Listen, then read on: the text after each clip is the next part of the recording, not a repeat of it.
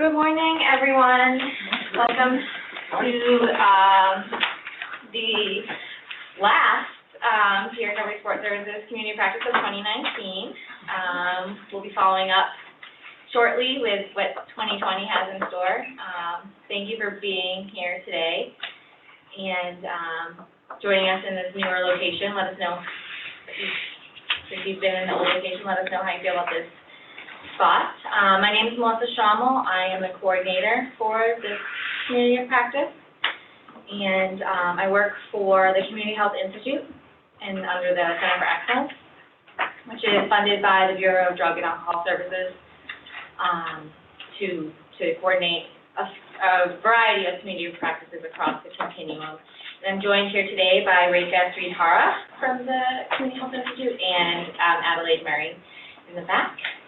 We also have a planning team with us today, Lindsay Keller from BDAP, Cheryl Pacatelli and Polly Morris from Harbor Homes, CFO, and Keith Howard from Hope for New Hampshire. So that is the group that brings this to you, and we meet regularly to make sure it's relevant for the field. We do have one person on the phone. I will say we're going to break out into some group discussion, so we probably will pause the phone for that piece of it. So I apologize for that for those who have to join us remotely. The topic today is a part 2 from our meeting in July. Who was at the meeting in July? Good, so a couple of people. So we addressed the topic of burnout among staff who deliver peer recovery support services. And it was a great presentation by Art Woodard from CCAR, but we did not have time to talk about it. So the planning team really wanted to bring it back and be able to talk in groups as staff and volunteers at peer recovery organizations and also administrators to develop a culture of wellness. So that is the goal for today. But I do want to advance the slides.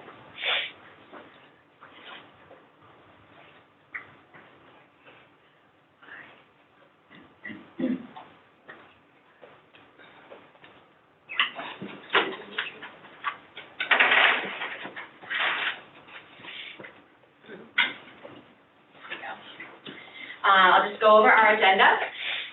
So I'm going to give welcome introductions, give a brief overview of the community of practice for any new folks. Is this anyone's first community of practice?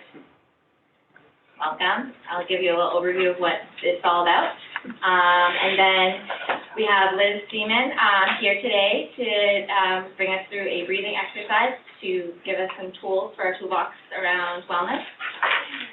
We're going to go over the key takeaways from our July meeting. Since we realized not everyone was able to make it in July, we want to talk about what was discussed and then hear from some folks from the field of what they may have been doing the past few months to address wellness at their organizations or individually. Then we're going to break up into groups and have some facilitated discussions led by Lindy and Cheryl and Polly. And then we'll bring it back and hopefully get some action steps so people can leave with some short-term, what can I do the next week, what can I do in the next 6 months, the next year, regarding wellness in personal lives and also at organizations. And then we'll just wrap up, and you have an evaluation in your packet. We're hoping that you'll fill that out and let us know how we're doing and what we can improve on for the next year. So what is a community of practice? So according to Wenger, community of practice refers to a group of people who share a common interest, passion, or concern for something that they do and who interact regularly to learn how to do it better. So we bring individuals who work in peer recovery together on a regular basis to talk about what you do and hopefully improve your practice. There's 2 components to the community of practice. So we have these in-person meetings. Currently, this community of practice meets 4 times a year, so we meet quarterly. There's also an option to have conference calls if there's an urgent or a relevant need in the community to host one of those. We have resources and tools available on the New Hampshire Center for Excellence website that's available to all participants. If you aren't connected to that, please reach out to me. It has all of the recordings and PowerPoints and materials from any community of practice that we've had in the past, and as well as other resources. There is also a Google group that everyone is invited to participate in. It's an online platform to share events, information, and ask questions to the community. We maintain that list, so if you send out a question, it's out to everyone, so that kind of expands your contact list if you kind of are at capacity, you're not sure if you're reaching the right people, like these are your people, and you might be able to get some answers to what your questions are or have discussion about. The New Hampshire Center for Excellence also offers technical assistance. And if you have any questions about submitting a technical assistance request or what that means, please reach out to me, Addie, or Rika. So today's objective is to identify signs and symptoms of burnout, to describe strategies that PRSS staff and volunteers can use to address burnout, and to describe strategies that strategies at the administrative level to create a workplace culture that is responsive to that burnout. So to get us and me, I think I needed to, a chance to center ourselves and breathe. We're going to have Liz join us and lead us. Would it be better if I went up there? Okay. Hi, I'm Liz. I'm from the Keene Serenity Center. Been a yoga teacher for 17 years, teaching currently at the jail, Cheshire County, as well as a CRSW and working at the center. And so I'll just share with you how I would normally center at the beginning of a yoga class, and we'll just see how it goes. I invite you to just sit up nice and tall. Make sure both your feet are flat on the floor. You can rest your hands in your lap if you like. And then just lengthen your spine so that you have this sense that there's maybe a puppet string being tugged on at the top of your head. And I invite you to close your eyes. Sometimes it's easier to go inward when your eyes are closed, but if that's not comfortable for you, certainly keep them open. And you can take your gaze down to something and just kind of hold your gaze there. So begin by just taking a full, deep breath in and letting it out through the mouth. It's called a cleansing breath. So just inhaling, opening your mouth. Let's try that one more time. I didn't hear a big release. Inhaling through the nose. Exhaling. It's a little better. So just take the first few seconds, maybe 10 or 20 seconds, just to kind of become aware of your surroundings with eyes closed. Notice any sounds that you hear. Notice the feeling of the chair underneath you supporting your body's weight. You may even notice some warmth coming from your hands as they rest on your thighs or knees.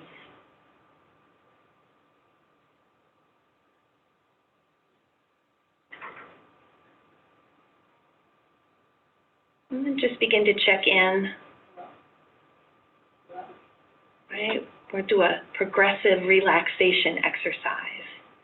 All of this is meant to help with grounding and becoming present in the moment. So we can do that by tuning into our body's physical sensations, starting with the crown of your head, working your way down, letting your eyes soften, letting your cheekbones and your jawbone relax. Even notice where your tongue rests in your mouth. Allow your shoulders to soften away from your ears. Your hands and arms relax on your legs. Just allowing all mental tension to drain. Allowing your internal organs to soften. And your belly can take as much room as it needs to breathe in and out. Noticing the muscles in your legs, tension in your ankles, your feet, even down to your toes.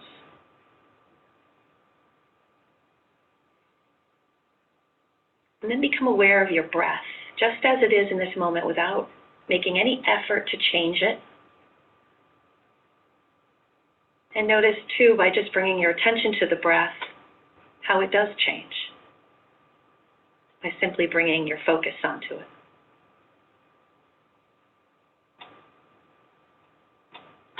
If you can, begin to breathe through your nose, both on the inhale and the exhale. And see if you can begin to lengthen the inhale as well as the exhale, taking a little bit longer, almost like you're sipping the air through a straw.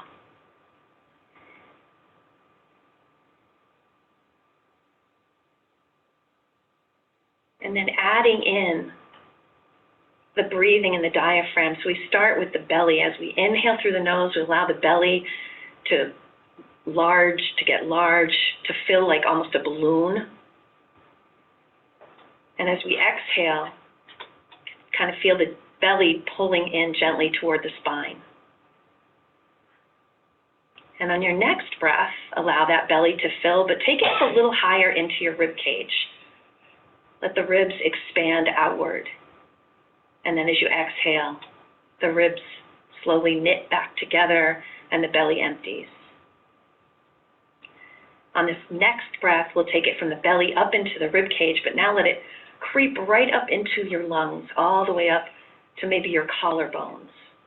You can almost feel the breath at the back of your throat. And then exhaling all the breath back out. So the key here is to not shorten or cut off the breath, but really let it take its cycle, whatever form that takes for you. Not rushing it, just kind of letting it happen organically in your body.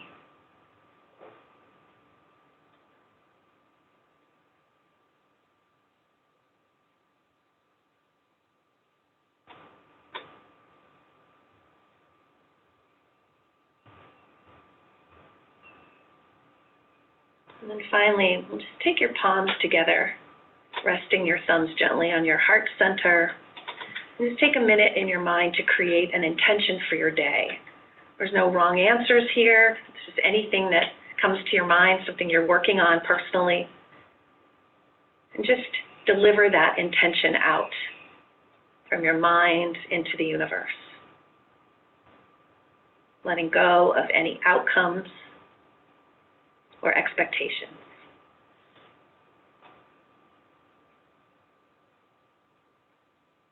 And when you're ready, just let your eyes open. And take a look around the room. And just greet people. Do that in yoga. Morning. Morning. Morning.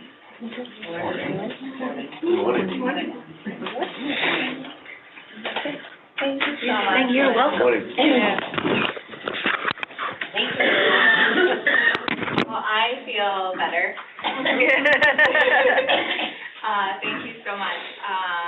Abby, my colleague, and I went to a conference earlier this month, and it was on wellness and self-care, and we had that, and I just really wanted to bring that here as a tool for everyone. You're too relaxed. I know.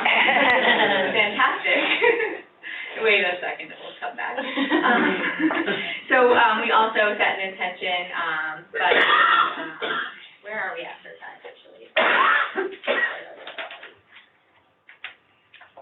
10:22, sorry. Okay.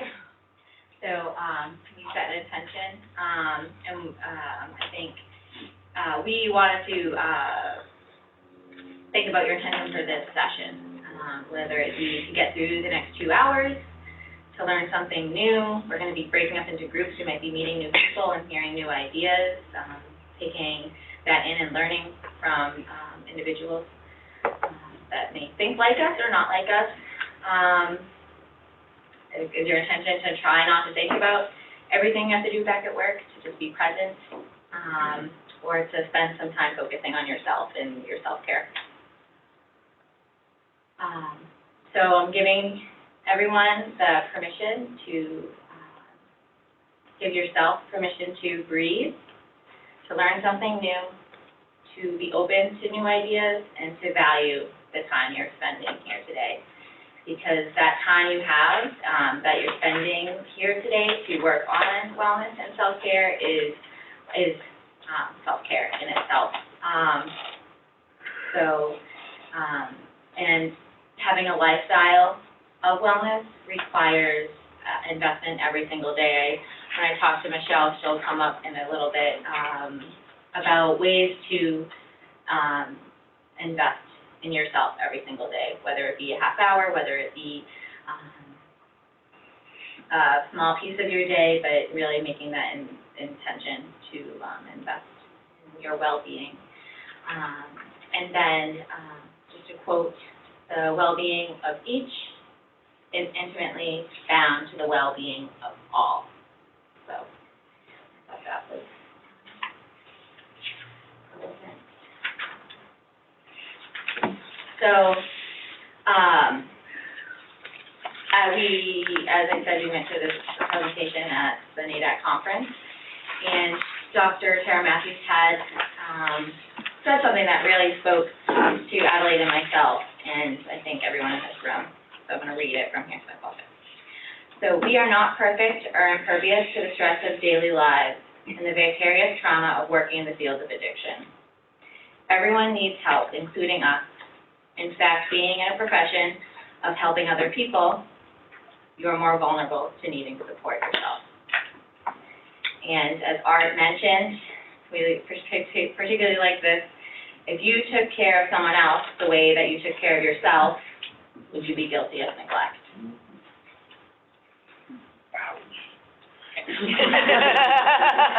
Really priming you up.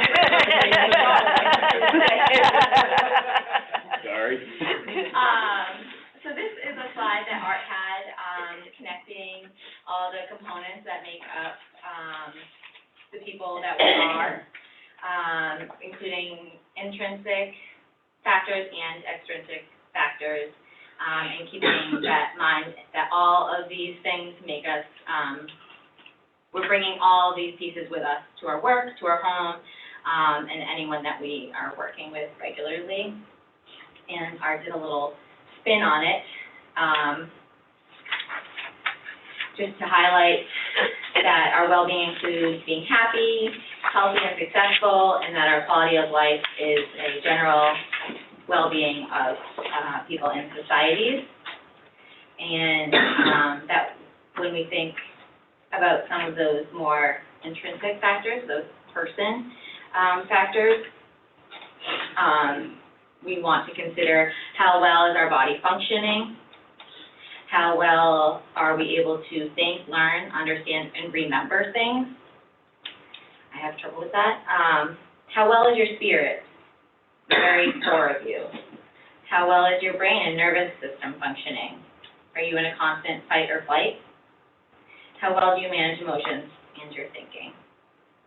So all of these things are impacting tasks and activities that we do every day, and impact our work, our family, our friends, and our communities that we're working with.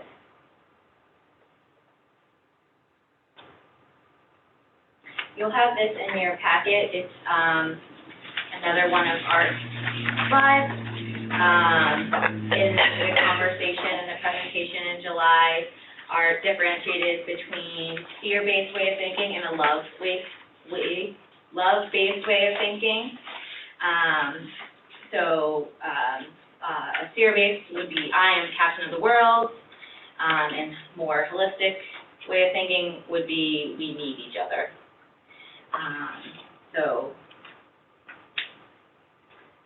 I thought this was particularly helpful as a tool to kind of see what those fear-based ways of thinking might be that you currently have and how to make them more love-based.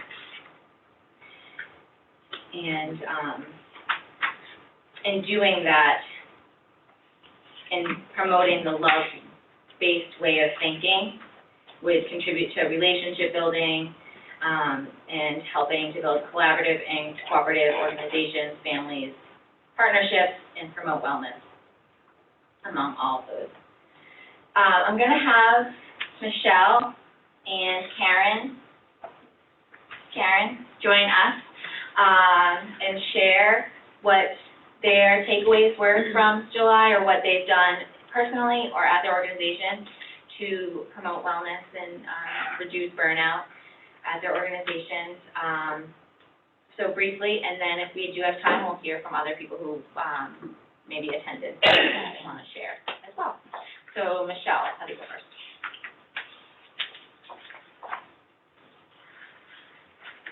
So I can share personally, like, what we changed at SOS, and then what I did in my own personal life. So at SOS, we noticed, like, a lot of our employees were feeling burnt out, frustrated, tired, weren't taking care of themselves, and I can't force them to do self-care. I can give them a day off, but they can still just work from home. And so I decided to find out more about them. So I made, like, a About Me form, because that's what my kid does in school when his teacher wants to learn about him. And I was like, hey, can you send me your documents? For adults. And so she did, and I obviously changed it a little bit, but it was kind of like, what's your favorite color? What's your favorite candy, snack, flower? What do you do for fun? Where do you get your favorite coffee? What is your favorite coffee?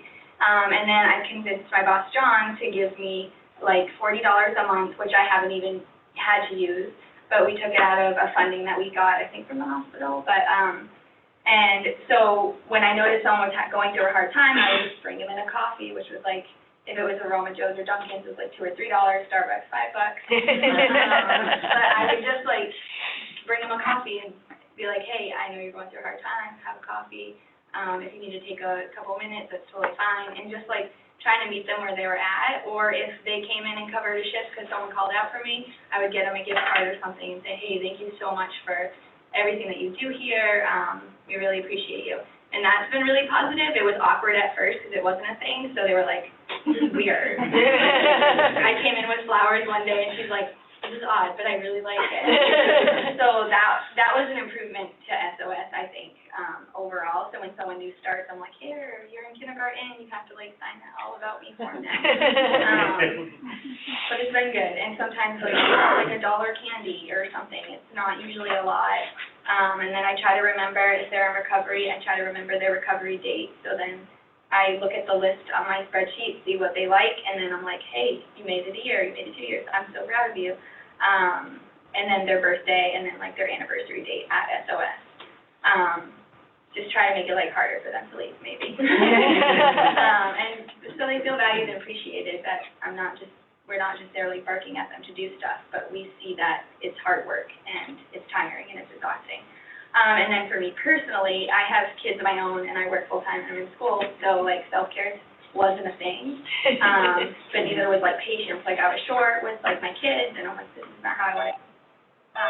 But I wouldn't do it because I was always taught, and maybe it was just because we grew up in a religious family, that you need to take, like, a whole day of rest, and you can't do anything. And I'm like, really? Because I like to organize. Like, that makes me feel rejuvenated, and I've been taught that I need to sit still and do nothing, which drives me crazy. So I can't take a whole day, that's not even, like, possible. Like, sorry, kids, I'm on a day break. No eating for you today. So, like, what I started doing was Thursday night is my night. So just don't bug me on Thursday night, it's fine. Like, I'm going to go read a book in my room, or take a shower, or go get my nails painted, or something that I like to do without feeling guilty. Even when the kids are like, don't leave us with Granny. Like, sorry, this is happening, I'll be a better mom for you. And then I try to do if Thursday's rough, like we have a football game or something, then I try to do something every day. And it's not huge, I don't take like 4 hours of the day, but maybe I stop and get a coffee and sit there and breathe for 20 minutes, and then I go back to work and continue on in my day. So, that's it. Thank you so much for sharing. Michelle. All right, Karen. Okay. Come on up and share yours.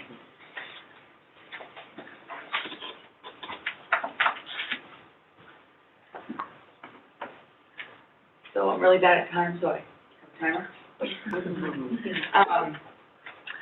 The first thing that I did when I went back to the center after the training was, like, redo the training for the people at the center, because I thought it was really powerful and helpful. And if you cared for yourself the way you care, what is it? If you care for others the way you care for yourself, would you be guilty of neglect or abuse, is the way I put it. Really was impactful for people. So, we started the process of everybody looking at what they were doing with themselves, and seeing how that was impacting the way that they were behaving in the center.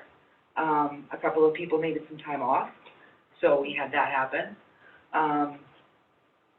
We started pulling back a little bit with how much we were over-involving ourselves with things, because, you know, we do this because of the passion we have for it, so it's easy to lose sight of when you're getting in over your head, I think. We've done a lot of work with establishing boundaries. I asked for help. One of the biggest things that I think you need to do to avoid burnout is to ask for help and have a really strong support. So I spoke with my director, and got some great feedback from him.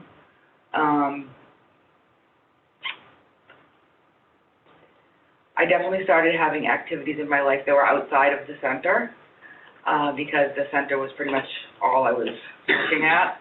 I was doing things like reading, but it had become escaping instead of just self-care, so it still wasn't healthy. As a person in long-term recovery, like, I know the difference between escapism and healthy activity. So it allowed me, like, having that training really allowed me the opportunity to take a look at what I was doing, as well as to help everybody else look at what they were doing. So taking a day off and not doing anything is never a problem for me because of the depression that I suffer. So taking a day off and engaging in a fun activity that's social, that's planned, that I actually show up for, is a big deal. So I rented a side-by-side and went to this thing in Berlin called River Fire, and we did this zombie poker run that I've always wanted to do, and I mean, it was just wonderful, like ripping up the mountain, the side-by-side, and it was a lot of fun. And for me, going out and having fun without it needing to be productive is huge. Because I think a lot of my burnout comes from this need to be productive all the time, and this drive to be worthy, you know. And then if I'm not being worthy, who am I helping? You know, I think that I need, and we all need, to have this relationship with ourselves that he talks about, you know, a healthy relationship with other people, having a healthy relationship with yourself. You know, do I know myself? Do I like myself? Do I take care of myself? And I've burned out several times in the past, so I know what that feels like, and it isn't pretty. It's kind of how I got into this work. Cheryl knows. So it's really, really important for me to not just the work of not burning out, but lead by example, because I'm running a center and people are looking to me to model behaviors. So, you know, watching my boundaries, watching my level of involvement, making sure that I have time for just social activities that are enjoyable, not constantly being driven to produce or, you know, have meaning, because there's plenty of meaning all week long. Everything we do is meaningful. And looking for support from the people that are going to tell me the truth, and staying willing to hear it. And and that was something else he talked about that I remember, being willing to take the help. If we're not willing to take the help that's being offered to us, then we're really doing a disservice to ourselves and everyone we come into contact with. So that's my big takeaway. And amazingly, I saved it in 5 minutes. Thank Thank you, Karen and Michelle.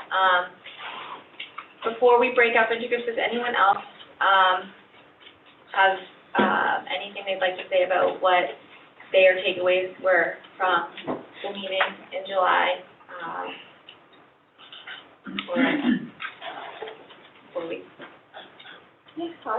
So hi, everybody, I'm Polly Morris, and I just wanted to add on to those, and I was at the July meeting, but I just developed this, training.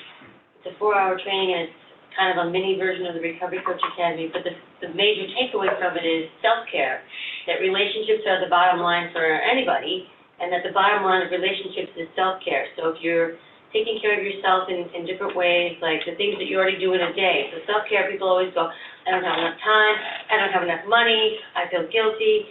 But we already do self-care in our day, taking a nice hot shower, having a cup of coffee that we really like, or whatever. So it's focusing on what we already do in your support networks, and then it goes into the relationship of other people and how you work with them, so keeping your limits of your time that you give, your boundaries of the people that you are working with, or even your own family, so setting limits and boundaries, and then the communication piece, so how you are communicating with folks around you to let folks know that you do need help, just like Karen said, that you can ask for help and that you're willing to hear it. So I'm happy to share it with anybody. It's like a 3-hour little mini training, so, and I've created some great materials to go with it, so it's interactive, and it's a lot of fun. Thank you. All right, Michelle, is that true? yeah, sure. So I just wanted to say thank you, Karen and Michelle, for sharing, and I loved the idea that you shared with us. I think it's something that's super simple, but could be really effective. And I actually want to try to bring it to the organization that Melissa and Adelaide and I work at. So I was hoping that maybe you could share the form, just to get a sense of the questions, and I know it might be helpful for others. Yeah, well, I don't have kids, so I don't know, like, you know, what they do in kindergarten or whatever, but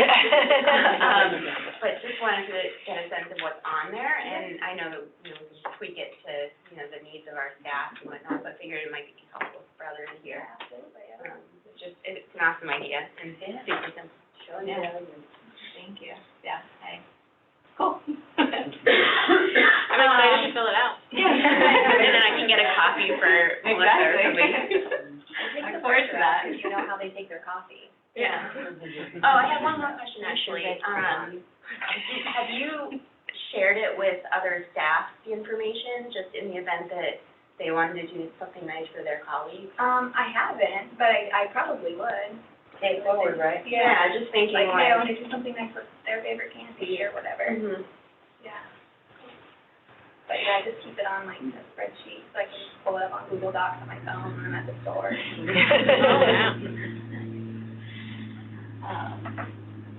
All right, so, in order to stay on track, we do have, we want to make sure that we have enough time to really get, the good conversation that will lead to some actual items that we can leave with today.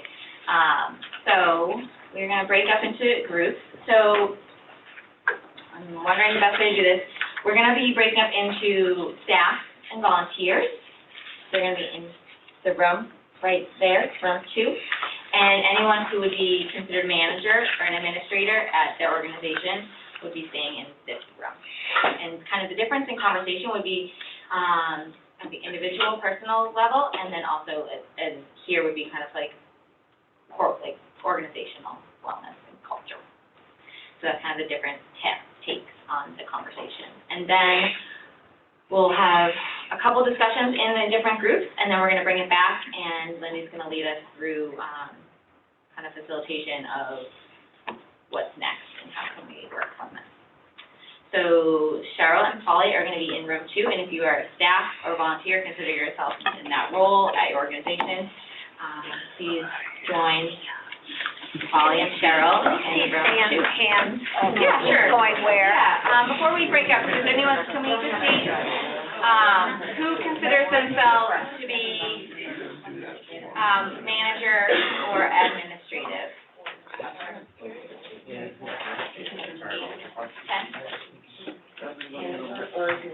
And then who would be staff and volunteers? But it could be both. Yeah. It could be both. No, I feel like Okay, so we might ask some, if one group's very heavy, we might ask if you have both roles, that you might go to that other space, but we'll see how it shakes out.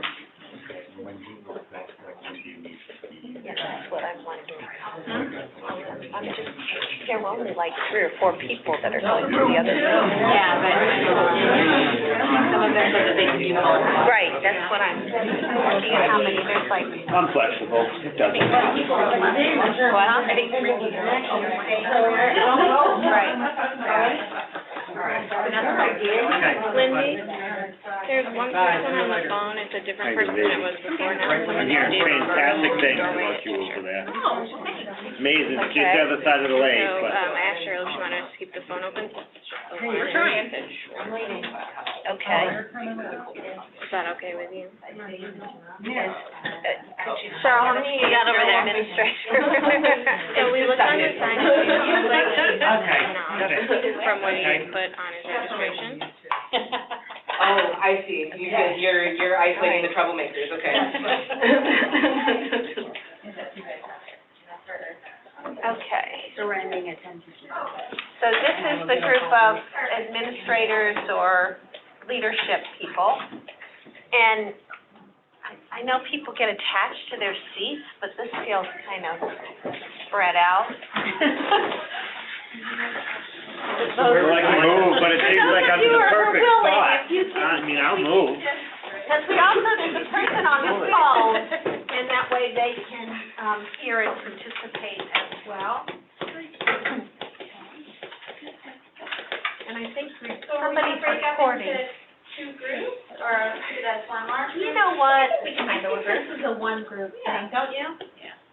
Other folks, it's not that big. You want to identify someone to be I a recorder at the end? I'll record it, but if they want to share. Yeah, we'll get it done, and then give me a 1-minute notice before we have to break, and we'll Yeah. find a reporter.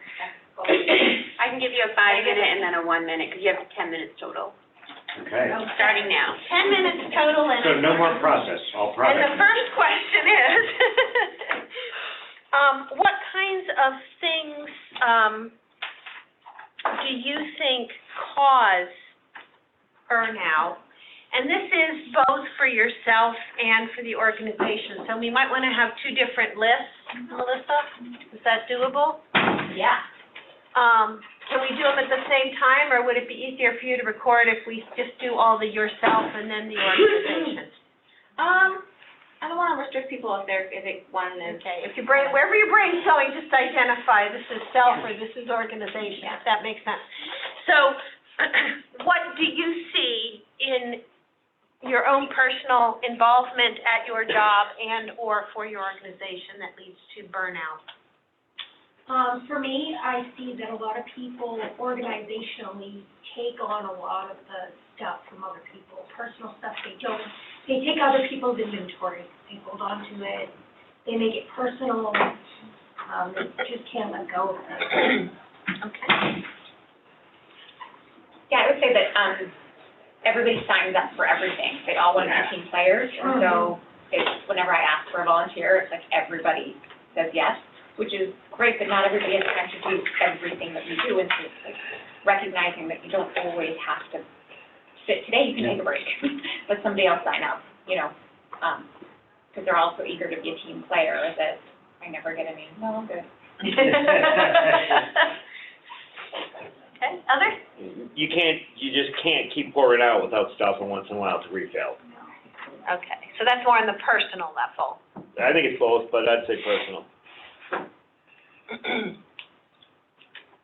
And something, and I don't know how to put this organizationally, but on the way down here, I was talking to one of my staff members, and I recognize when people have signed up for a lot of work or have taken on extra shifts and all those things. The part that I don't see that I realized now I need to start asking is what's going on with their participants behind closed doors.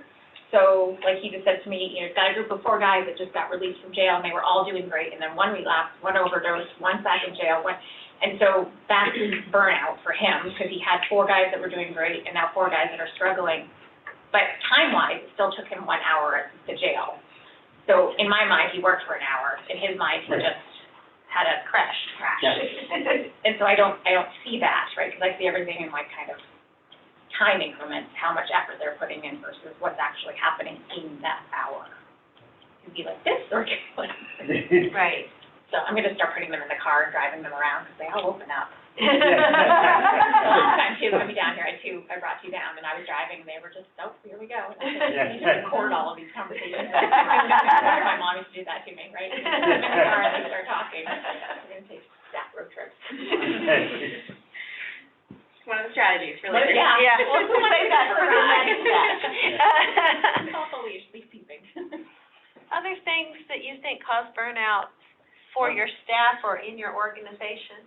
So for both the organization and the staff, focusing on outcomes instead of focusing on the work we're doing, and feeling like if somebody has a reoccurrence that I've been working with, that means that I did something wrong and that I need to go back and redouble my efforts. And given the nature of the folks that we're working with, there are going to be a lot of days where there's not great news, except for so-and-so made it through another day, but the bad news is really, really awful.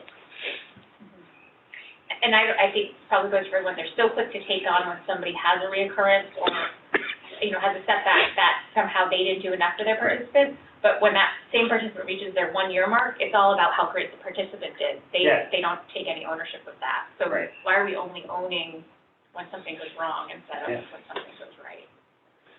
I would also say that some of it is the rules. When they want to help, they can help, but it goes against the organizational rules, and I have to tell them that they can't do it. Rides are a huge one, right? So that's just, I see a lot of added frustration from that as far as staff goes, because they want to, and I tell them they can't, and I know some of them are going behind my back and doing it after hours anyway. And I don't really want to come down too hard on them, but the same, it's like, guys, we're leading the path on this side of the lake. If we're not doing it right, then new coaches coming on are just going to think they can do whatever they want, and the frustration out of that is, even for me, is pretty high. So that's interesting, because the first one was about people going beyond and taking on more. So that was a boundary issue, and now here there's the boundary issue that even as like the supervisor or the leader feeling frustrated that I have to hold people back from what they think they can do. Yeah, one ride gets somebody their GED. Yeah. And if the bus or the van isn't running, geez, everything's 30 minutes away from where we are. What's a ride? I can go do some shopping at Walmart while they're doing it, and it's stuff like that, and it is frustrating. You have 5 minutes. I think too, my staff doesn't always identify when they need self-care or when they need to take a break. They'll just keep pushing, and then I just notice that they break down. And I have to be the one to be like, you're gonna take a couple days off. And so recognizing their own red flags, they're not very good at identifying those. I will own that I modeled that. I do, and I recognize I'm terrible at it, but I run myself ragged, and that's what I'm modeling for the rest of the staff. Yeah. Like, I'm here at 8 o'clock at night, and I'm here on Sundays, and I'm here, and I try to sneak it in so they don't see me doing it. That doesn't work out. But they can identify it, they can feel it, they can see it, they can see when we're doing the opposite of what we're telling them. And they gotta practice what you preach, because Now, I've gotten better at that, but only because my personal circumstances have changed, and I have no choice. So they know I'm just as busy afterwards doing personal stuff, so, am I really modeling it? So we're kind of shifting a little bit here, and let me ask for, not just personally as you as a person, but as personally in the position you're in. What kind of maybe added things as a leader contributes to your burnout? And you're already going in that direction, but I want to be specific about asking that. Yeah. Oh, just a second. So for me, I think it's taking on all my staff stuff. They come in and we do supervision, and it's not supervision talking about what's going on in the program. It's more of, this is what's going on in my life, for me, I can't pay my bills. And I take all that on. I take it very personally. And I make it like my job to try to figure out things for them, get things paid for, their trainings, all kinds of stuff. And it weighs heavily on me, because I remember when I was in that position. So now I'm trying to do things so that they don't have to suffer through it as much. And helping them navigate the needs that they have, you know, just as much as they're helping the folks in the center navigate, and seeing like somebody come in with a toothache and have to come to work and not have access to treatment, and yet push and push and push for one of their members to get that service. Yeah.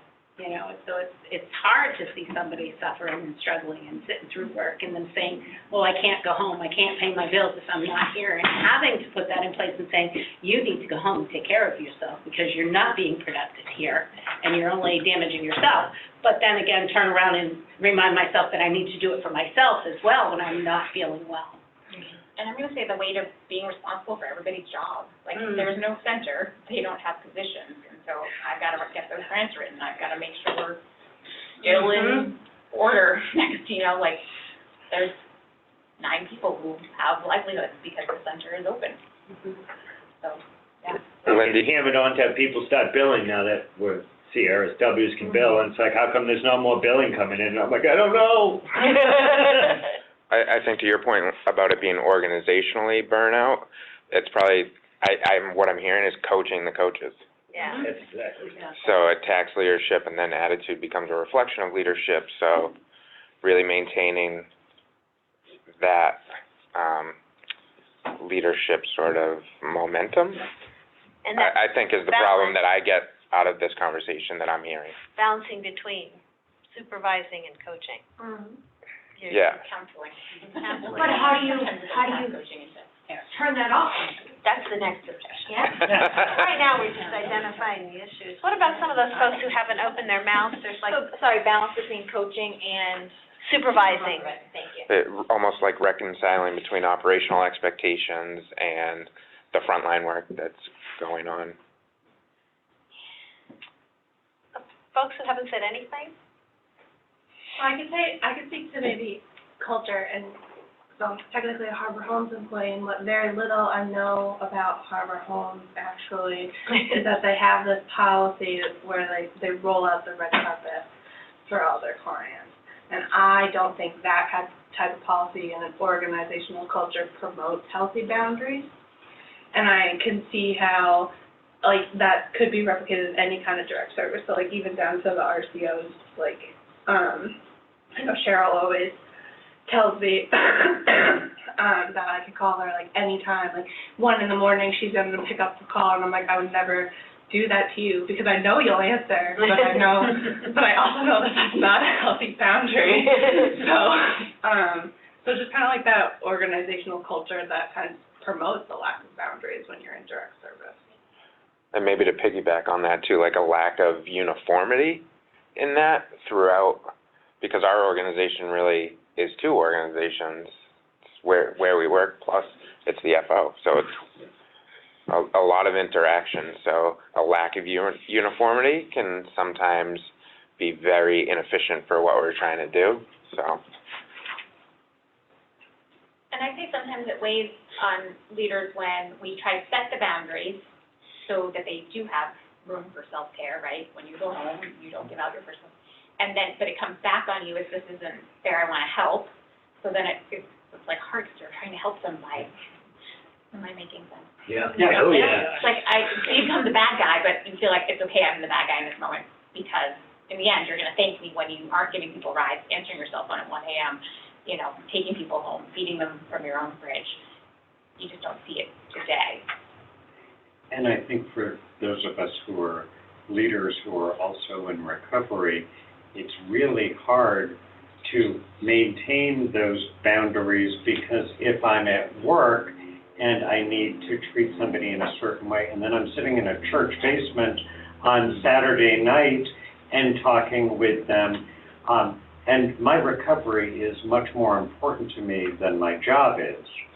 And so so my only semi-solution is most of my recovery is done in Nashua instead of Manchester, but that's not possible for all folks in all parts of the state. Doesn't work in our space. Right, and so then, if you've known somebody in recovery for the whole time you've been coming around, and then all of a sudden you're needing to lay down, oh, I'm sorry, if you call me, I'm not gonna answer the phone because I am your recovery coach or because I know you from the center. That's a really hard thing to do, and then if you set up this is my friend, then you have all kinds of ugly dynamics that spring into the center that, how come when Eric calls Keith, Keith is going out at 1 a.m. to have a cup of coffee, but if I call Keith, Keith tells me the next day that he's got to maintain boundaries. Yeah. So, because Reagan just walked back in, good conversation. I need somebody who feels like they can do a good job of reporting out, not just reading through all these things, but giving sort of just a quick narrative of what we've talked about. Is there someone here who feels like they have that skill and would be willing to volunteer? I will. Okay, not right now, when the other group comes. We're reporting out with the other group back here. Yeah, so, if we had broken up into separate groups, now we would come back. Oh, I thought you meant as like a do that. recap So do you want me to after the have meeting. No. I thought you wanted me to take notes Sorry. first. So if we had broken up into 2 separate groups, we would have probably come back and been like, what did you guys talk about? Okay. What did you guys talk Yeah, about? 'cause that's what they're doing. Yeah, but since we're one group. Oh, we don't need to do All we're that. in the conversation, we don't need to do that, so we could, if we feel like it's a good time to move on to the next topic, I think we could probably do that. And then when they come back in, we'll have, Oh, I'm sorry, Wearing a John. name I'm gonna go tag. put it on right now. So John will be our, reporter, so. Okay. And maybe we can take some time for both of the discussions. Okay. Well, or if somebody Or- else wants to be the reporter for the Yes. second question. Yes. All right. So, again, you all, being the leaders that you are, have already pushed us into the next question. So if we can take some time, and I'm gonna also make this kind of a dual question too, but maybe separate them. I'm gonna make this 2 questions. The first question is, and I wanna make sure I'm capturing what I wanna capture here.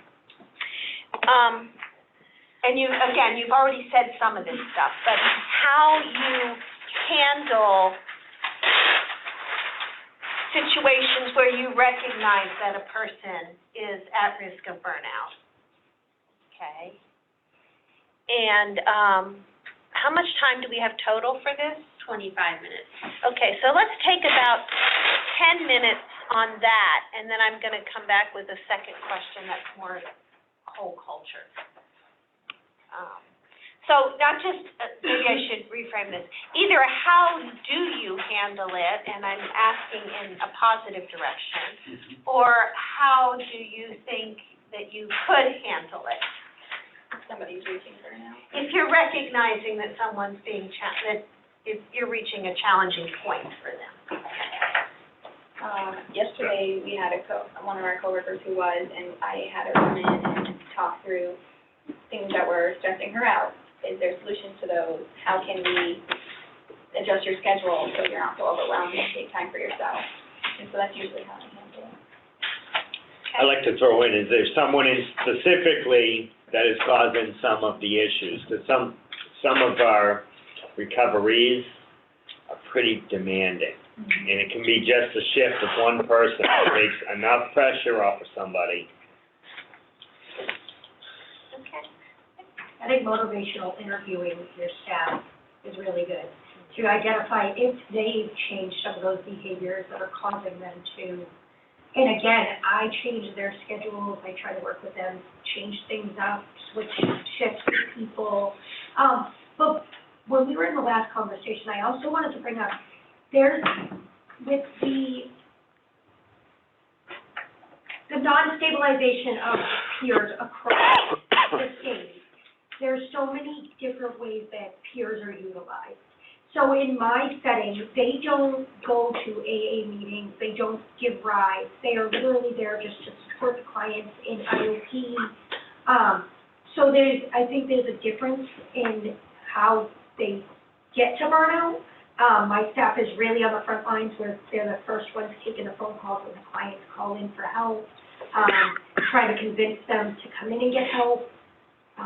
So I think there's a little bit of a difference there, but determining that is changing their schedules, helping them to do some motivational interviewing and see where they're at, how they've changed things. So you're working in a clinical practice overseeing the peer support there as opposed to being a director of a recovery community or a recovery center? Yes. Okay, good. Jocelyn, were you going to say? We just started a recovery group for our staff and volunteers, so that there are no outsiders. So they don't have to go to cities away, have to take a recovery support group at the center every Friday. Excuse me, can you hear her in the back? Yes. Okay, I'm just talking about you. So that was one of the things we did to help them out because they were trying to, well, they were expressing that being in meetings with peers and with other organizations and feeling like they had to be careful about what they could discuss with regards to their own recovery was a challenge. So we gave them their own private groups that meet this week. It's not a requirement, but they have time to do it. That's pretty cool. Excellent. We do checkup from the neck up as supervision. And it's what one of the staff called it, so I was like, sounds good, we can remember that. So it really helps them, because it's one thing if I know what's going on with everybody, but I think it's important for them to know what's going on with each other, because that way when Bruce is snippy with Julie, Julie's like, okay, I know what's happening at home. So you do group supervision? We do group supervision, and so it's every week, every Wednesday, and so now we do at least once a month, if not more often, depending on how people are doing checkup from the neck up. And it is what's going on in personal life. It's not what's happening at work. This is what's happening at home when I leave this place that you guys have no idea what's going on with. Just so we are aware of it. Oh, you're going through a really tough time right now. I have no idea. Sorry about that. Now we're here for you, So that's helped, at least because it's, like I said, it's one thing for me to know what's going on with everybody, but I like for them to know too, because otherwise I have to intervene, being like, he's having a rough day, be nice. It's much easier when they just know it. Do you do individual supervision as well on top of your group supervision? No. Just a group. And then they come to me, for admin stuff if they. Oh. And I do individual supervision with everyone, and I try to focus on behavior more than feelings, because I never know what my feelings change from minute to minute and hour to hour, and I suspect that's true of most of us. But if I can look at performance issues or the ways that folks are interacting that I can describe, then it's a lot easier to identify signs of burnout than saying, how do you feel? Well, I just had a good meal, so I don't feel burned out. That's not really much of a solution, but if you are, regularly showing up late, if you seem to be dismissive of the folks that you're working with, like it's just a waste of time, those kinds of behaviors or recording of language, for me, are better than saying, how are you feeling? So, and that also addresses some of the things that we talked about that boundary between coaching, being a recovery coach for your staff, and being a supervisor. Right. That's a supervisor. Right. It's focused on job performance, so to speak. Right. And on behavior in general, Behavior within the center. Right, yeah. They get paid time off, so I encourage them to take that time. Are you saving this for something? No. Do you need a day? Yeah. Okay. If you're saving it for something, I get it, but if you're not saving it, end of the calendar year, it's gone, so take it. And that's why we have it expire, so that way they're encouraged to actually use it versus saving it up and then Getting a big payday getting a when big they leave. paycheck, Yeah. So does anybody have self-care plans, like formal documents that you use for self-care plans? I have them do recovery we call them self-care wellness plans, and they're in their personnel files, and so when somebody is struggling, we pull it out, and I say, this is what you agreed to do, or how are you at, how are you goals? And do you have one of those as well? No. Okay. Because I'm not modeling, right? I already did it. And I am just as guilty. I will, during supervision, talk with folks about about their need to take time off and say, and I'll be glad to cover for you. I'll be glad to make sure that you're able to have this I got it. self-care. Yep. Yep, I'll sacrifice so you can be. Right, because you are really important to me. I don't really matter to me, but you are really important to me. How would you be accused of abuse if you took care of others? Yeah. Like, oh. Okay, I'm thinking we need to have a bunch of those printed up so people can put it, Yeah. you know, on their Karen had a computers couple or too something. that I. It's a good reminder once in a while. Now, the best thing I did was, and they even moved it over to the counseling side, but I paired every single person up with a self-care accountability partner, because I can't watch everybody all the time. So they hold each other accountable for their own self-care, which really has promoted, not so much with me, but with everyone else, and anyone who, really, any team that rocks their self-care, we give them a certificate so they can go out to dinner together. You know, this small reward for taking care of yourself. How do you We pretty much can tell, we can pretty much, we have this couple that one is doing her horseback riding 3 times a week, the other one's at the gym every single day. It's a no-brainer that they got, it's almost not even fair to everybody else. Gotta switch up the partnership. That's a good idea, Yeah. but it's, I never thought of that. What did you say? Let's break that Switch up the team up. partners, yeah, so they Ah. can motivate someone who might need That's it a great little bit idea. more. That's what these meetings are for, right? Duh. So once again, you are leading us into the next question, so before I go to that, are there any more specific suggestions about how you address individuals who are approaching? Okay, so the next question, yes, go ahead, Yeah, sorry. to not be afraid to talk about that and to talk about exit plans. I know that, one of the people who spoke in July was somebody who had worked for me, and for the last 2 or 3 months that we were together, we would talk about burnout and then talk about an exit plan. So giving people permission to leave Right. and helping them to do Which I that think is scary in a as a healthy way. person Yeah. in a leadership role, Yeah. where it's like, how Right. do I replace you? But it's okay. Right. Ah. But on the other hand, how do I live with you Yeah. once you are burned out but continuing to drop And each behaving check? the way that you're behaving, Yeah. yeah. An exit plan, I like that. You have 15 minutes. Okay, so the next question, again, which you all, clearly a room full of leaders, is looking not so much at those individuals, but how do you create a culture that is preventative of burnout? So we just talked about when you're recognizing people on the road to it, but how do you create the culture? So your example, for instance, Eric, was more of that cultural thing. And what you shared with us early on was more of a cultural thing, how you change the organization so that burnout is less likely for people. We throw some occasional field trips in, but just like everything, right? I'll stay back at the center so everybody else can go to Hampton Beach for the day. I think we're seeing a really good movement to what people's action plans ought to be. Modeling. Stresses me out, no, I'm just kidding.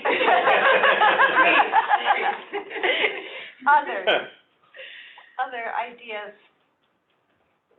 for cultural changes that might help prevent burnout? I think just discussing it in a group setting, bringing it to the front of mind, gives people a chance to sort of reflect, and then providing a set time that they know that they can come speak with you about how that's impacting themselves. Sometimes helps to just like jolt people into a little more self-awareness. So in the past, I've noticed that having 2 touch points with everybody is really helpful, right? So addressing it in a group format, just at a standing meeting. I came from an organization where we had standing morning meetings at 8 o'clock. And it's just 5 or 10 minutes, but you go over what's going on that day. Some of some of the priorities that people will be seeing or changes that might be coming. And then also blocking out the time for the one-on-one touch point so that, people that don't feel comfortable sharing it in the group, you can check in with them too. And I found that that is really helpful because you can connect the one-on-ones to any topics that you've used in the morning meetings. For instance, you could do you say 1 week you want to pick burnout and bring that to the front of mind. Every day you could do 2 to 3 minutes. Like Monday could be what is burnout. Tuesday is how do we recognize it in ourselves. Wednesday is if you feel like you are burning out, make sure you circle back with me during your one-on-ones, and those kind of things I feel can be very helpful to sort of build that culture. Because then everybody's on the same page too, and everybody knows that they have time with their leadership, but that their priorities are being communicated out to them equally. I would say promoting time off and promoting, lunches. Lunches is a huge thing for my team. They hate taking them. They don't want to do it.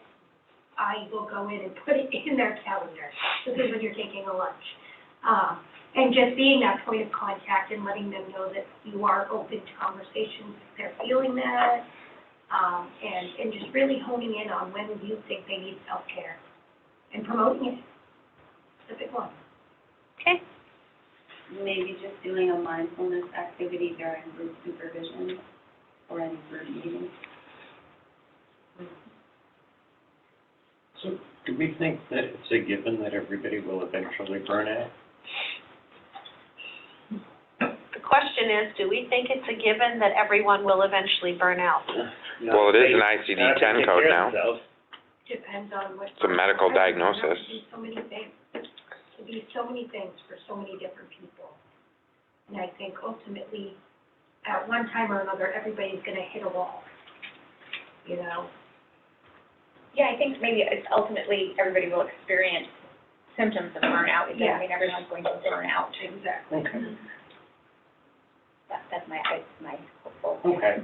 'Cause without turning this into me, although as somebody in recovery, I love to turn everything into being about me. But I know the last job that I'd had for 5 years, things were going well, but I recognized that when I turned around from a vacation to come back to work, that I needed to get out of there. And so I came up with an exit strategy that was letting the board of directors know I'm leaving in a year. You've got a year or two.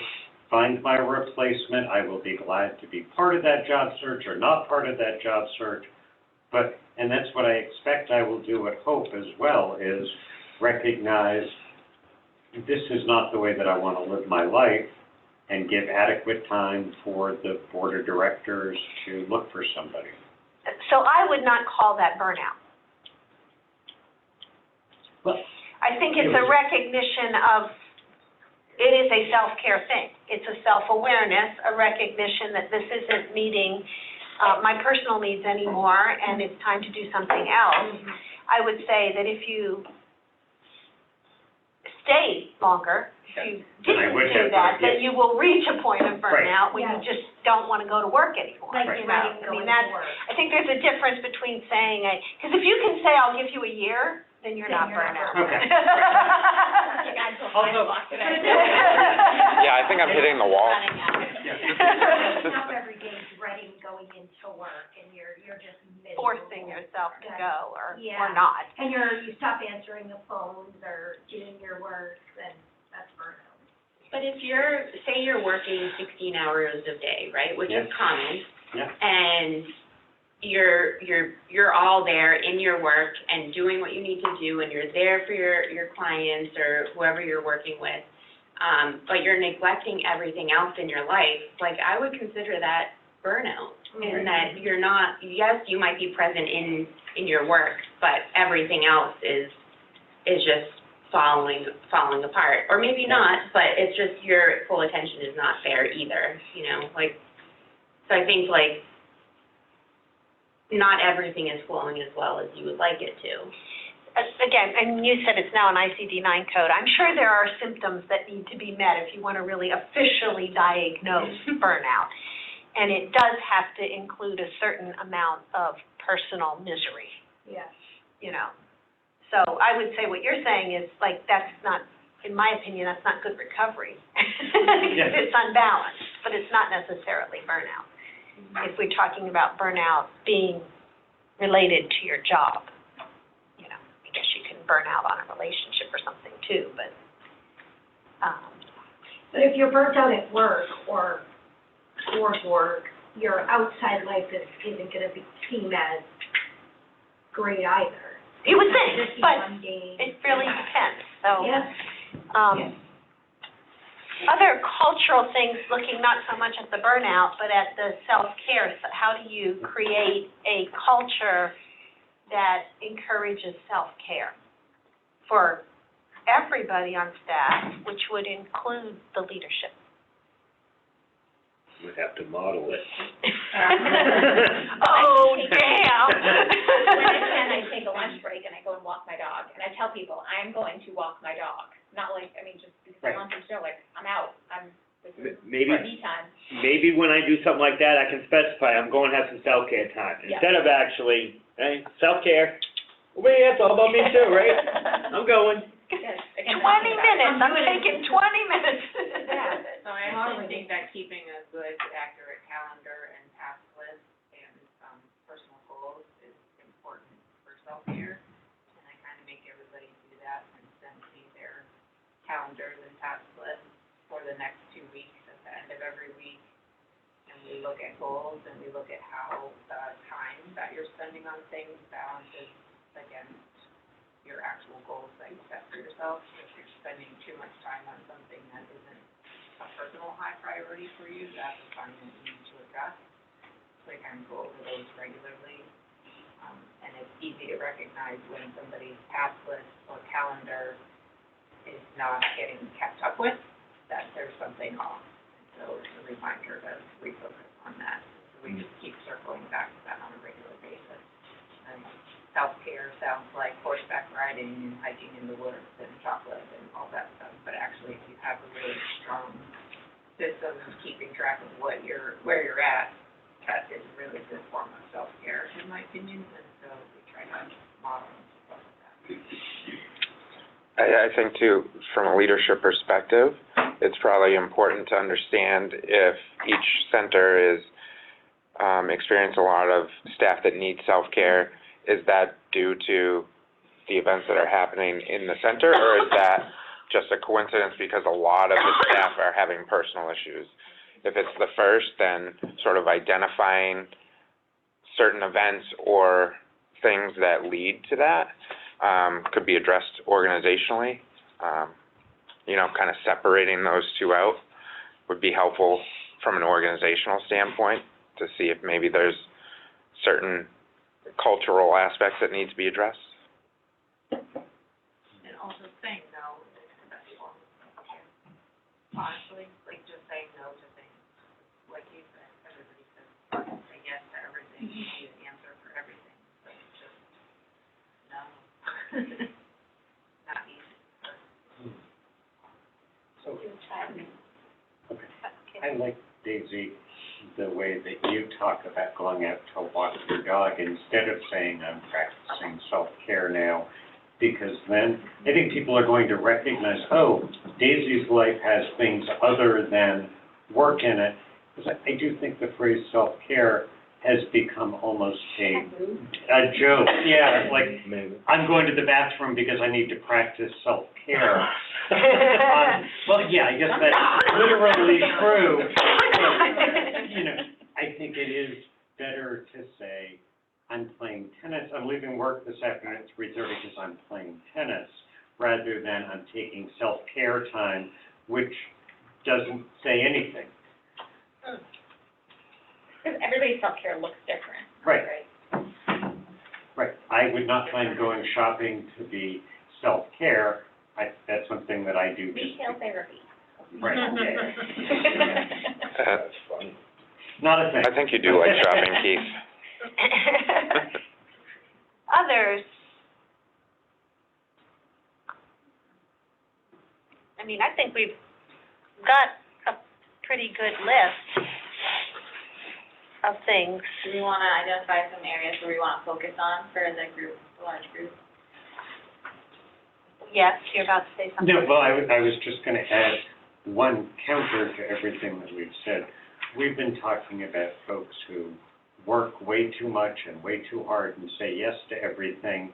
We need to be aware that there are also employees who think that going off for 2-hour lunches Yeah. because a friend is in town without clearing it with anybody, or just like, we're not surrounded by people in danger of burnout completely. There are also folks who need to be held to a certain standard, and I don't really want to bless 2-hour lunches as being a form of self-care, Right.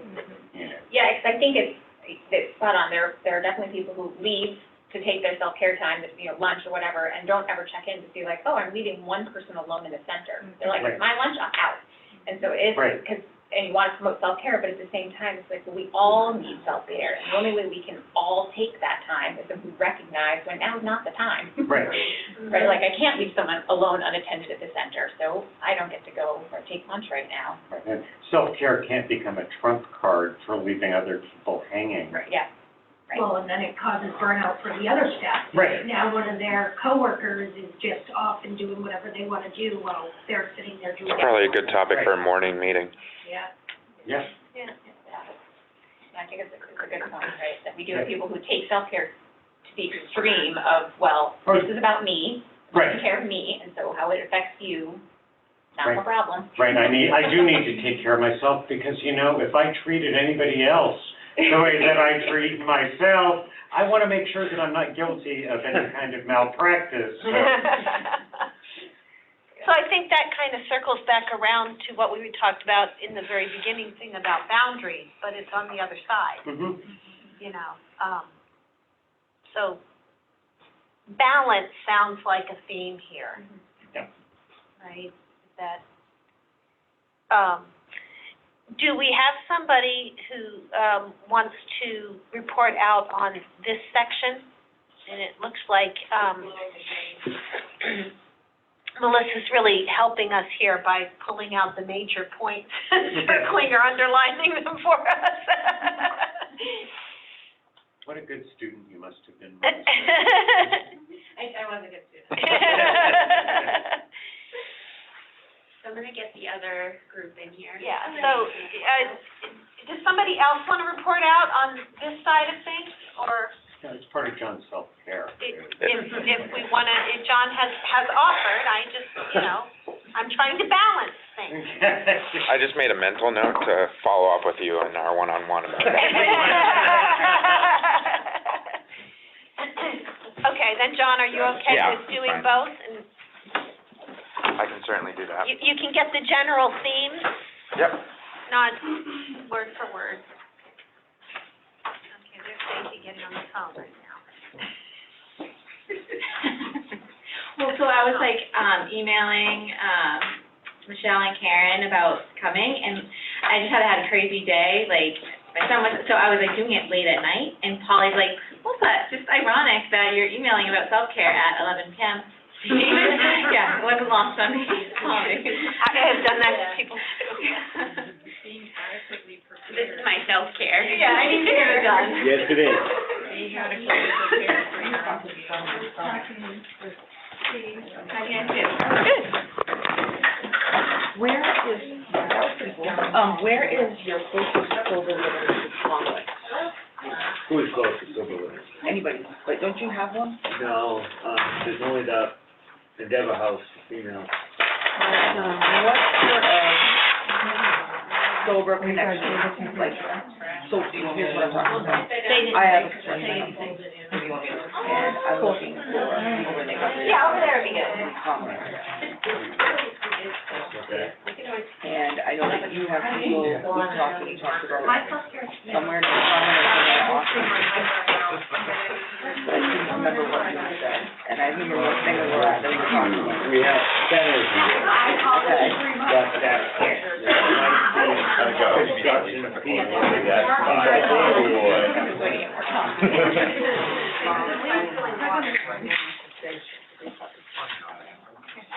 So, I mean, you look at your employees.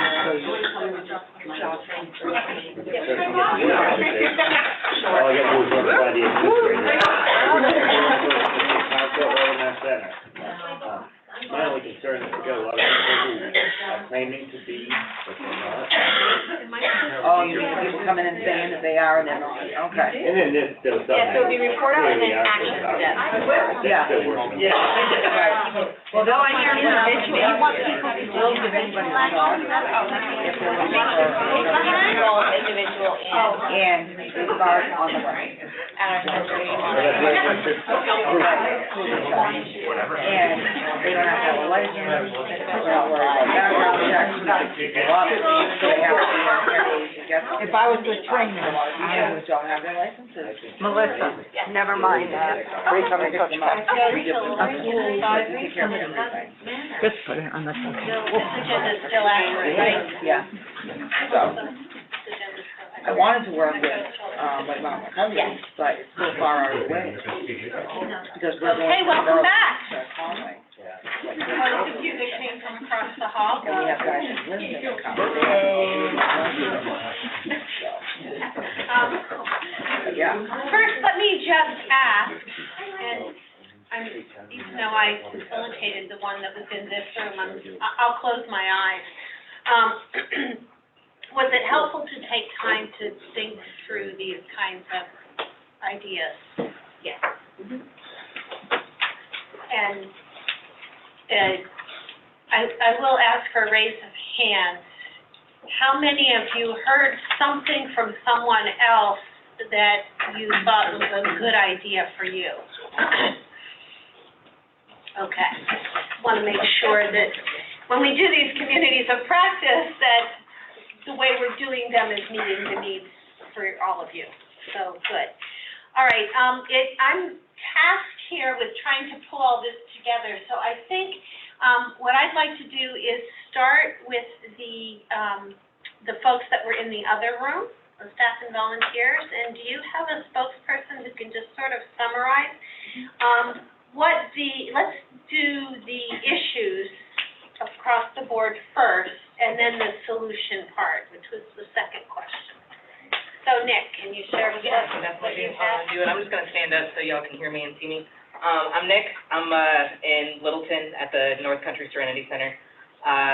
So some of the things that we sort of identified for causes of burnout are not setting up clear boundaries, taking on much more than our job description, setting up unrealistic expectations both for the work that we do, but also the work that our recoveries do. Emotional transference is another thing, putting your expectations for your recovery, those of us who are in recovery, onto a recovery. Am I missing anything else? Fit or face was on taking your the participants' active behavior personally as like you're not doing something as a recovery coach. Lack of clear communication between staff, and I think that's the ones that I can remember. Strategies that we came up with. Oh, okay, sorry. I want to go to the other group where folks were asked about how they would recognize folks sort of that were going in burnout. And I'm going to just make an editorial comment here that I think those of you who are staff should feel really good that your leaders, your directors, the supervisors and whatnot came up with all the things that you did. So they know you. That's a good thing. And then, John, do you want to kind of give us some? Sure, so I kind of heard some of the same topics that we were going over, kind of mirrored each other. So again, that transference of emotion, and when it comes to taking on more responsibility than maybe you have capacity for, or that you should be taking on, and creating an imbalance on that level.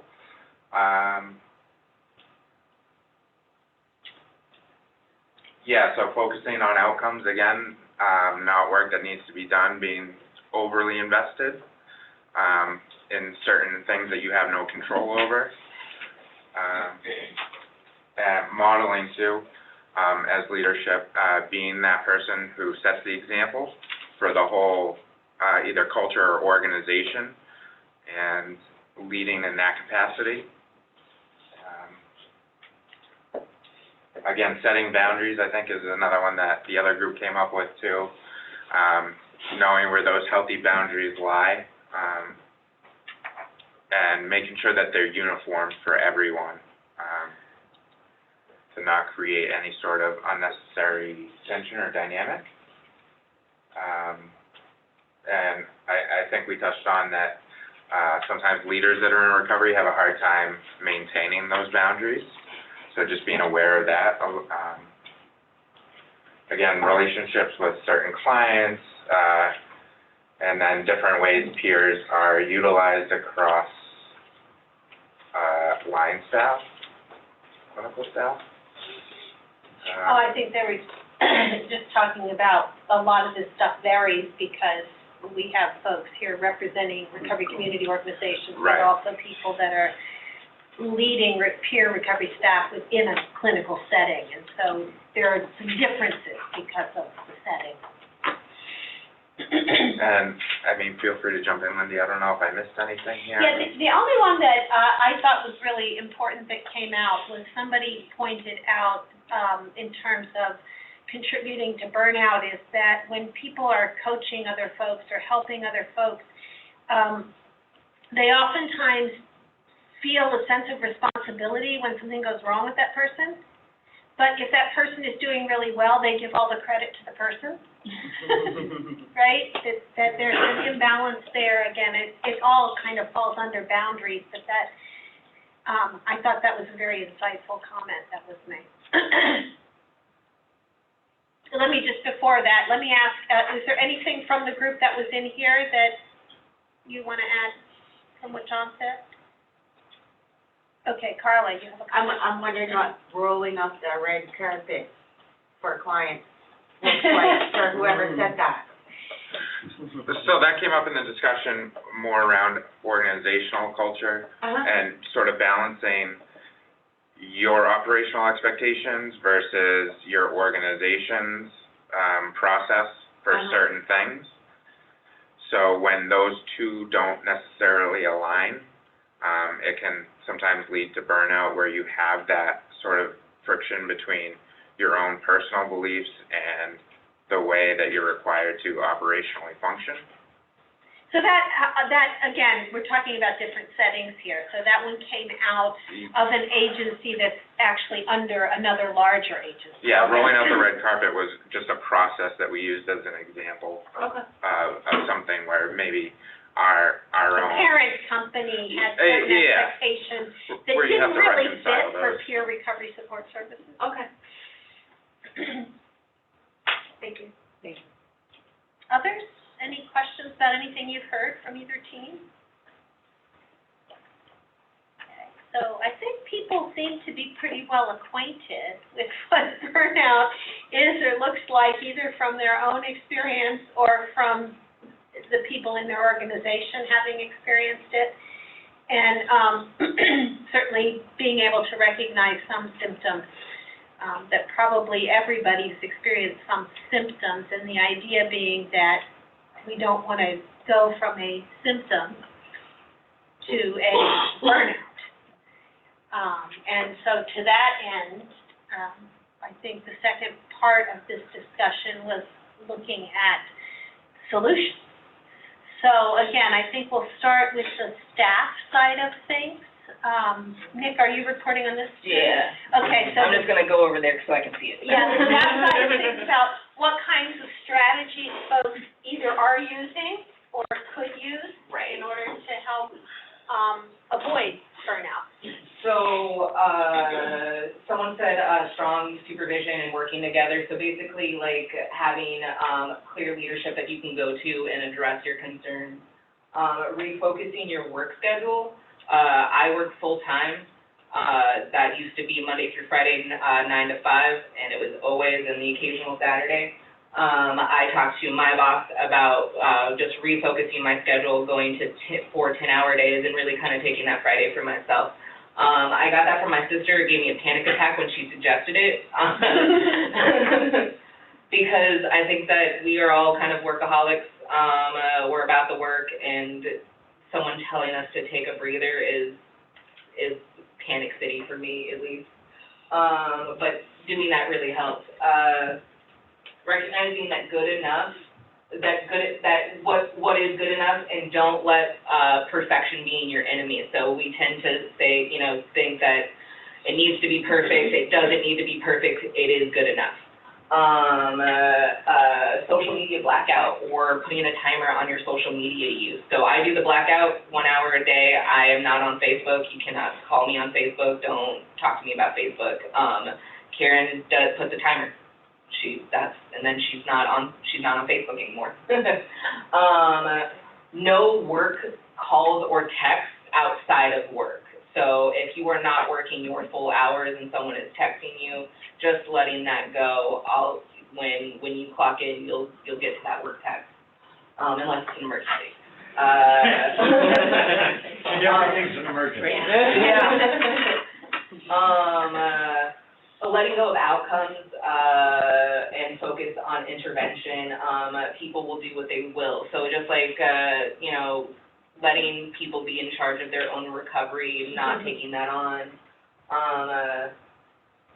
So mindfulness was something that brought up, and also like sending your people out on a field trip, even if you're not paying for it, even if they have to pay for it, is still really awesome, and you should think about it. We went to Canby Lake Park. That was NCSC got all the staff together, and we were like, we're gonna go to Canby Lake Park for a day, and we did, and it was awesome. We didn't even think that we were gonna pay out of pocket. We thought we were gonna pay out of pocket. Doris was kind enough to find money in the budget for us, so appreciate you, Doris.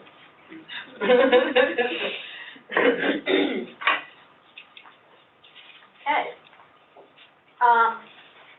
Any questions for that group? All right, John, you want to lead us through? So on the administrator's side, we asked two questions.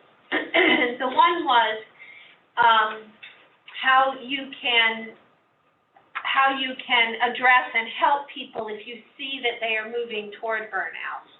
And then the second question was, what kinds of changes can you make within the entire organization that are culture changes that encourage self-care and prevent burnout? So there's two sides to this. Okay. Yeah, as far as what Lindy was saying about recognizing burnout throughout the organization, some ways to get to that would be motivational interviewing, creating that capacity for the one-on-one time with staff. One of the centers is doing a recovery group for staff and volunteers on a weekly basis, so that they can have a safe space to discuss organizational or job-related burnout events, those kind of things. Again, check-in, personal time, individual supervision, just encouraging staff to take the paid time off. They have it for a reason. Small rewards for acknowledgement of self-care among staff, really bringing the concept of burnout and how recognizing that can create opportunities to use self-care to prevent a greater degree of burnout. So just bringing it front of mind and really acknowledging what we're going through. Permission to leave, making an exit plan, again, comes back to the self-awareness piece of it, just knowing yourself.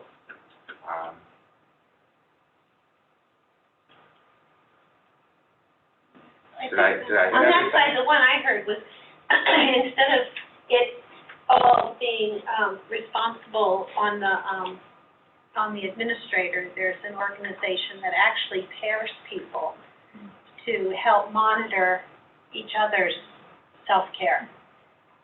And then the team that does the best with self-care gets a prize. So, building that in, and I think there was another one I just thinking about.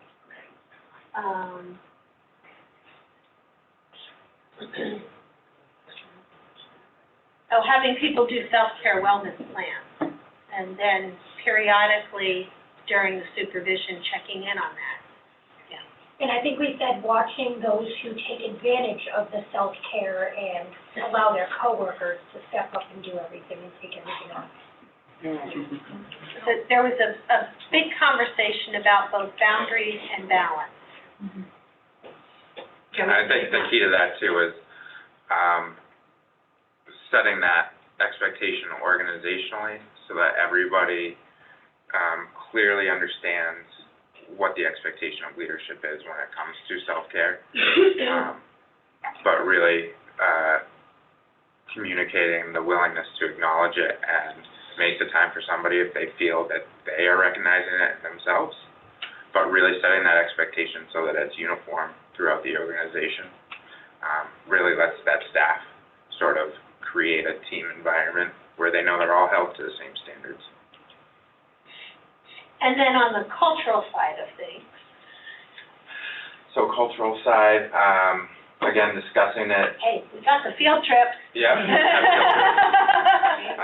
Discussion in group settings again, and then back to the promoting time off. Lunchtime, I think, is a huge deal. People are way too willing to, I guess, just work through lunch, but really, at some point in your day, you need that time to sort of reflect. I think sometimes the grind attitude is not necessarily a good perspective, because a lot of growth happens when you rest and reflect on sort of your environment and what's coming into you that day. So taking that time is really important for your body, obviously, to eat, but your brain too. Yeah, your brain needs calories. Like your Right. brain, so if you don't eat, you're, not just Right. about the rest, but also the refueling. Exactly, and but it's not going to be as good either if you're Right. working while you're eating, which everybody does every day, but kind of being mindful of that. Work-life, personal life balance, modeling self-care, again, like we talked about, being the example for the organization, and then we came back to setting boundaries, of course. Okay. Any questions for this group?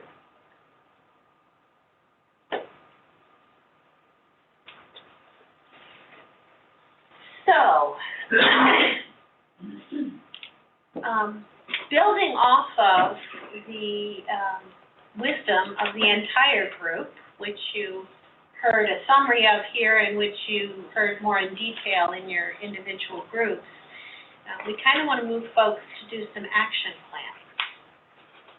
So, and I'm looking at the people in my group because I know what most of you need to put on your action plans. There was a common theme there. So what I think would be a good idea would be just to take a couple of minutes and think about, and this is for everybody, including the leaders, one thing. Two, let's make it two, because that way if you end up not doing one, you can still do the other. So, two things that you can do to help yourself, and I'm going to not call it self-care because that came up, but to help yourself to be able to manage boundaries and balance within your life, and also to be at a place where you continue to want to do the work you're doing and to be able to do it well.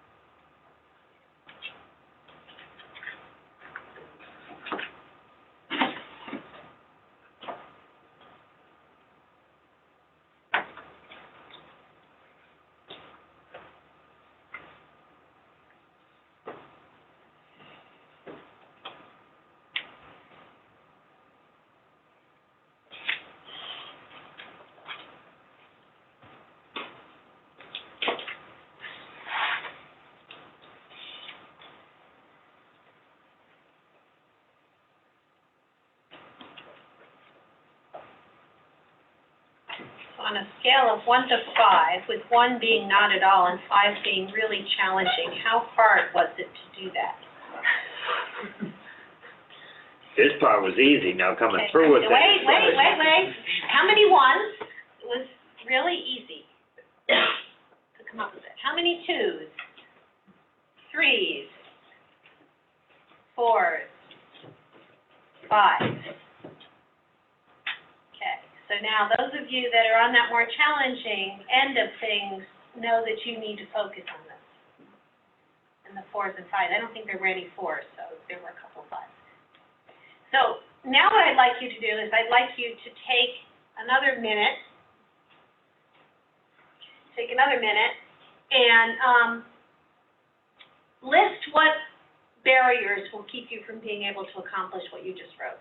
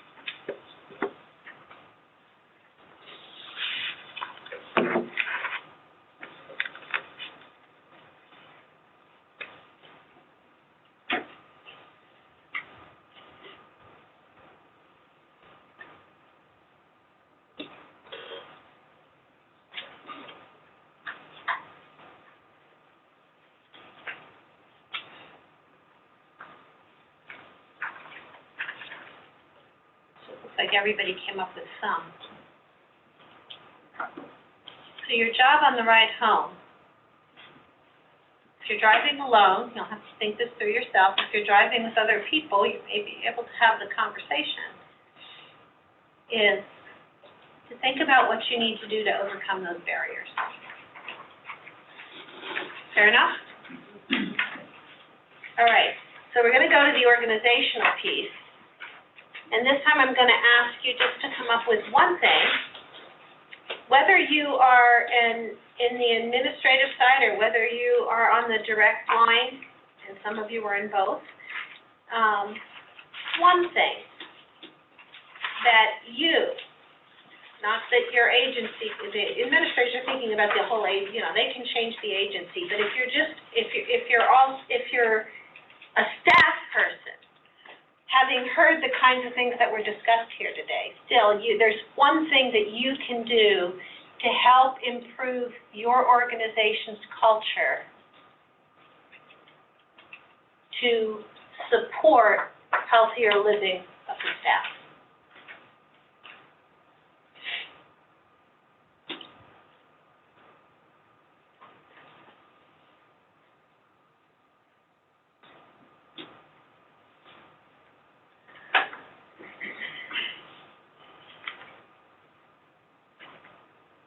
And that way we'll find out who gets a kick out of organizing field trips.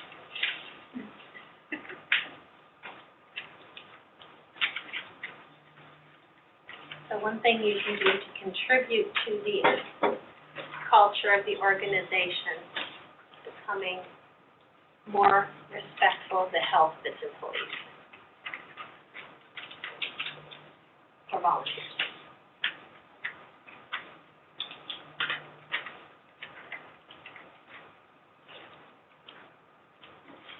And this is the one I am going to ask if there are any people willing to volunteer what they wrote on that one. I have a good one. And this was, for me personally, as a staff member, I'm going to try keeping a boundary log. And just writing down, you know, my, not in depth, but just my interactions throughout the day, and then evaluating it, reflecting, you know, was this appropriate for me today? Or could I have done this differently, you know? Okay.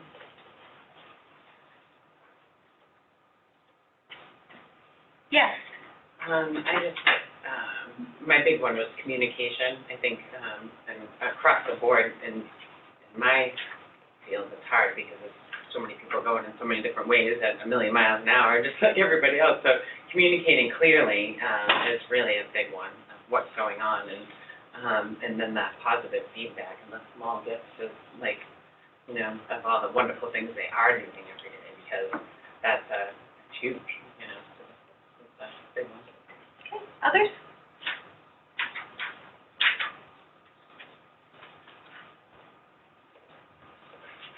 Whether as staff or as leaders?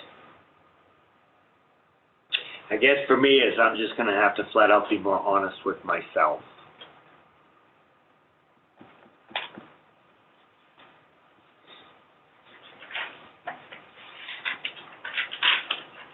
Others?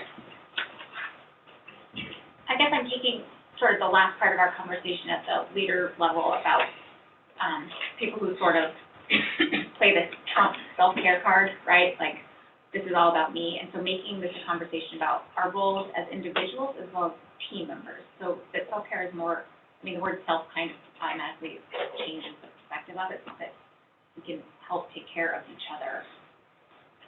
That's, you know, that's part of our self-care. We're a strong team, Okay. Anybody else?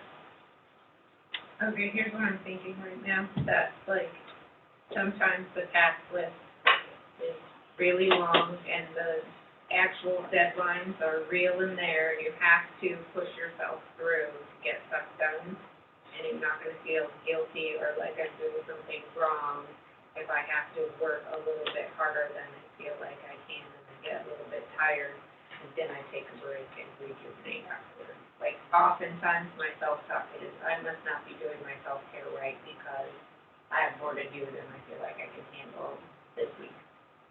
So that's my thing. Okay. All right, well, I hope this was helpful, and I hope it will spawn other conversations within your organization or with your colleagues, and you know, maybe we should check in at the next one and find out if anybody actually made progress on one of the things that they said they were going to do. But thank you all. Thank you for a really good conversation. Thank you. Thank you so much for me. just before everyone, heads out, if you are, LADAC or here, Can we let Melissa finish her business stuff she needs to say? Evaluation's been handed to Addie in the back of the room. I'll be following up with a 2020 schedule of meetings, in-person meetings, and they'll be in the Concord area, here or at HAC or where, the planning team decides. Please return your name tags. These are new, that we created, so when you are working, you can easily recognize who you're working with, so make sure to return those.